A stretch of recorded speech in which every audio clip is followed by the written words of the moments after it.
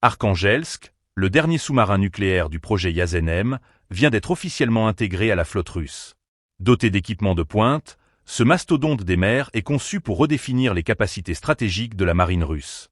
Lors de la cérémonie de passation qui s'est tenue au chantier naval Sevmak, le commandant en chef de la marine, Alexandre Moisif, a souligné l'importance capitale de cet ajout pour la défense nationale.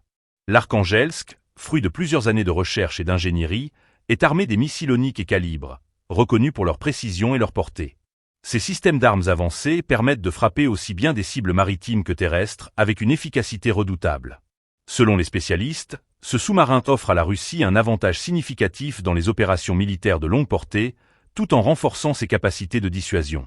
Le projet Yazen-M, dont fait partie l'Arkhangelsk, représente l'élite de la technologie navale russe. Ces sous-marins sont conçus pour être à la fois furtifs et mortels, capables d'éviter les systèmes de détection tout en infligeant des dommages considérables à leurs cibles. L'Arkhangelsk, en particulier, est équipé de capteurs de nouvelle génération qui optimisent sa détection sous-marine, ainsi que d'un système de propulsion avancé qui minimise le bruit, rendant sa localisation extrêmement difficile pour les forces ennemies. Lors de son discours, Alexandre Moisif a également insisté sur le rôle clé de l'Arkhangelsk dans la modernisation de la flotte. Ce sous-marin ne se contente pas d'être une arme puissante. Il représente également un modèle pour les futures constructions navales. Avec lui, la Russie espère asseoir sa supériorité maritime dans des zones stratégiques comme l'Arctique et les mers chaudes. Les analystes militaires voient dans l'Arkhangelsk un message clair adressé à la communauté internationale.